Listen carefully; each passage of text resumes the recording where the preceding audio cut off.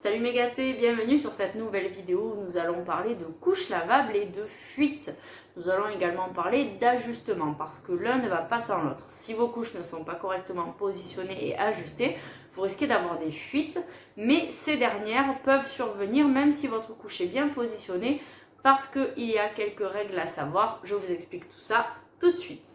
Alors, à mon goût, la première chose à vérifier lorsqu'on a des fuites à LCL, c'est que la couche soit bien positionnée sur le bébé. C'est très important. Donc, la première chose à faire, si vous utilisez notamment des couches à poche, c'est de vérifier que l'insert à l'intérieur ou les inserts ne montent pas trop haut. Parce qu'en fait, lorsque on met les inserts au fond de la couche, on a tendance à les faire monter. Et en fait, on va avoir un genre de bourrelet de suédine, de microfibre en fait. Et on va avoir des fuites par là. Donc ce qu'il faut faire, c'est tirer un petit peu. Vous voyez, en plus là, ça me fait un petit vide. Surtout lorsqu'on détache plusieurs pressions à l'avant. On commence à avoir du vide derrière. Donc on va bien tirer les inserts vers l'arrière. Pas trop non plus, mais de façon à ce qu'ici, en fait, ce soit plutôt vide.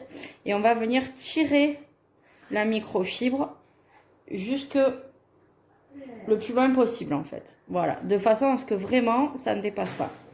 Et ensuite on va venir mettre la couche à bébé. Donc on va bien vérifier ici que hop, voilà, la microfibre soit bien tirée vers le bas. On va la positionner et on va pouvoir boutonner. Donc pour ajuster, c'est pas compliqué.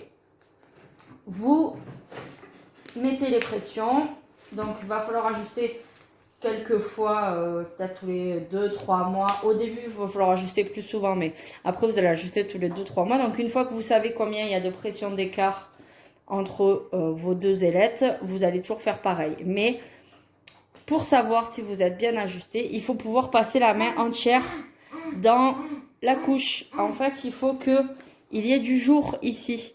Vous voyez, que vous puissiez passer la main. Parce que lorsque vous allez asseoir bébé, le prendre au bras, ça va le comprimer si c'est trop serré. Donc, c'est vraiment important d'avoir un jour et de pouvoir passer la main. Vraiment, vraiment. Voilà. Et là, vous savez que c'est bon. Ça vous permet aussi de mettre le tissu blanc là, à l'intérieur. Donc, ça, c'est important. Là, il n'y a pas de problème. C'est pas par là que l'urine sort si c'est bien ajusté. Vous pouvez avoir un grand écart. Normalement, c'est pas par là que l'urine sort. Après, autre chose à vérifier, c'est que si vous avez des pressions qui sont encore attachées pour ajuster en taille, il va falloir vérifier que le petit pli, là, il soit bien rentré vers le haut, donc direction le nombril. Donc on met les doigts dedans et on repousse pour avoir un joli pli comme ceci, d'accord? Ça, c'est très très important aussi. Donc une fois qu'on a ce joli pli, que le PEL est rangé, que là on a trouvé le bon écart, on sait qu'après pendant plusieurs semaines, il suffit simplement de toujours avoir, par exemple ici, 6 pressions d'écart. Et voilà, donc ça c'est pas mal du tout. Autre chose à vérifier, et pas des moindres, ça va être que l'élastique ici, en fait, soit bien dans l'aine.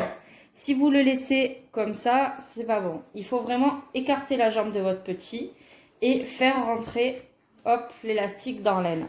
C'est pareil avec des couches jetables en définitive. Hein. Si vous voulez pas avoir de fuite, il faut bien rentrer l'élastique. Et en fait, ici, vous vous rendez peut-être compte qu'on a un genre de pli, un bout de tissu, on ne sait pas trop ce qui fait là. Donc ça, c'est pas normal. Il faut pas laisser ce tissu comme ça.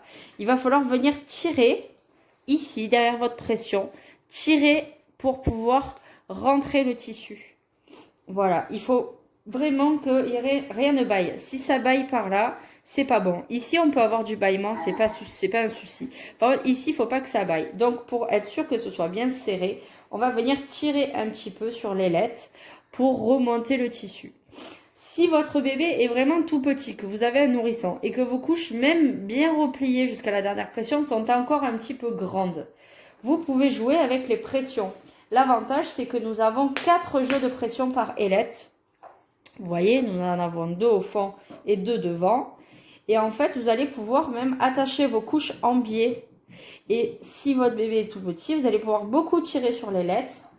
Et par exemple, donc là, je vais beaucoup tirer parce que comme c'est un gros bébé, c'est pour vous montrer. Mais vous pouvez attacher par exemple une pression comme ceci. et utilisez la pression du fond pour maintenir votre ailette en l'air. Donc, on va venir attacher sur la même ligne du bas la pression du haut. Vous voyez, la pression du haut, on va venir l'attacher sur la ligne du bas. La même ligne, en fait, que celle-ci, pour attacher en biais. Ce qui va nous permettre de conserver l'ailette en l'air, tout simplement. Voilà. Comment on sait s'il faut ajuster la couche ici en hauteur? Chose très importante, il faut qu'ici, votre couche, elle arrive au niveau du nombril de votre bébé. Mais derrière, si vous voyez ici la petite raie des fesses de votre petit tout, c'est que c'est pas bon. C'est que votre couche, elle est ou trop serrée ou pas assez haute. Donc ici, je vais desserrer parce que j'ai fait vraiment un serrage super fort qui va pas. Hop, on va retourner ce petit. Voilà. Et ici, il n'y a pas de problème. On remonte bien, on couvre bien les fesses jusqu'en haut.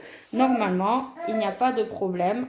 Voilà. Mon bébé ne devrait pas fuir par rapport au montage de la couche. Voilà, là on est bien, on a une couche qui est bien positionnée, les petits plis vers le haut, les boutons parfaits, pas de suédine qui dépasse, les petites élastiques à l'intérieur de l'aine. Là on fait un ajustement au niveau des petits tissus qui dépassent. Donc là on a normalement une couche qui ne devrait pas fuir. Autre chose, une fuite aussi peut survenir par compression, c'est-à-dire que lorsque vous attachez le body ou que vous mettez le pantalon de votre bébé, si celui-ci est trop serré, en fait, vous allez avoir une compression qui va faire sortir l'urine de la couche, tout simplement. C'est très important d'avoir des vêtements adaptés à la taille et à la morphologie de votre bébé lorsqu'il est en couche. C'est-à-dire que même si au niveau des vêtements, vous prenez la taille qui correspond à sa taille normale, vous risquez d'avoir un petit souci au niveau de la couche, il va falloir avoir une taille au-dessus. Donc, soit vous achetez des vêtements une taille au-dessus de celle qui est normalement faite pour votre bébé, soit vous achetez des vêtements qui sont coupés plus ou moins pour les couches lavables. Par exemple, les magasins Lidl, ils ont des vêtements qui sont plutôt pas mal parce que ici, au niveau de la couche, c'est plus long. Donc, on va vraiment pouvoir avoir des vêtements qui sont ajustés au niveau des bras et des épaules et qui soient suffisamment longs au niveau de la couche pour pouvoir être portés. Pareil pour les pantalons, ils ont vraiment une ceinture très très large qui permet vraiment de couvrir toute la couche jusqu'en haut et de ne pas compresser non plus la couche en plein milieu ou juste au-dessus, parce que c'est le problème que j'ai remarqué avec des fringues, notamment les pantalons. On a l'élastique de la ceinture qui arrive juste au-dessus de la couche et qui du coup vient compresser le bébé. C'est vraiment pas agréable, il vaut mieux des pantalons avec une bande bien large qui vient vraiment se plaquer sans appuyer à un endroit précis. Voilà, donc on essaie d'avoir des habits qui soient adaptés à la morphologie, à la taille du bébé en CL. C'est très important. Ensuite, vous pouvez avoir aussi des fuites à cause du mauvais combo qui va composer votre couche. C'est-à-dire que lorsque vous composez une couche, il va falloir la composer différemment, que ce soit le matin, l'après-midi, la nuit, si c'est pour une sieste, si c'est pour partir en balade. Voilà, on ne va pas avoir toujours le même combo du matin au soir. Il va falloir choisir le bon, donc ça c'est important. Si jamais vous avez un combo qui marche bien et que dans quelques semaines ça ne marche plus, c'est tout simplement soit parce que votre bébé a grandi, il boit plus, il urine plus, donc l'absorption n'est plus suffisante, soit peut-être, et là on arrive au dernier cas, c'est qu'il y a un encrassage au niveau des couches. Donc, ça veut dire en fait que vos inserts sont saturés de cochonneries qu'il va falloir décrasser. Donc, lorsque vous avez des fuites et que vous avez éliminé toutes les causes de fuites possibles avec l'ajustement, le mauvais combo, etc., il nous reste donc le décrassage, parce que vos couches sont encrassées.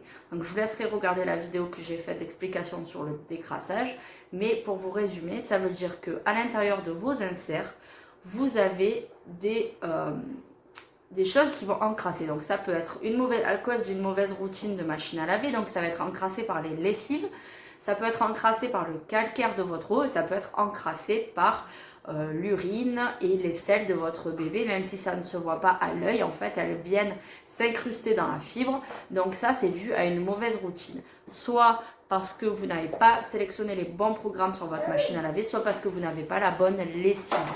Donc après c'est au choix. Il y a des lessives qui sont compatibles avec les couches lavables. Il y a des lessives qui ne le sont pas parce que effectivement aussi, il se peut que votre lessive elle-même encrasse vos couches si vous n'avez pas une lessive adaptée. Parce que par exemple, elle contient de la glycérine et cette dernière va s'incruster dans les fibres et rendre vos inserts étanches tout simplement. Donc au lieu d'aspirer les urines et les selles humides, eh bien ça va les envoyer vers l'extérieur et du coup vous allez avoir des petites fuites. Donc c'est important de trouver la bonne routine. Voilà, écoutez, j'espère que cette vidéo vous aura plu. Je vous fais de gros bisous et je vous dis à très vite pour une nouvelle vidéo. Oh mon tchitchik, il est malade, il est tout fatigué ce bébé. Au revoir.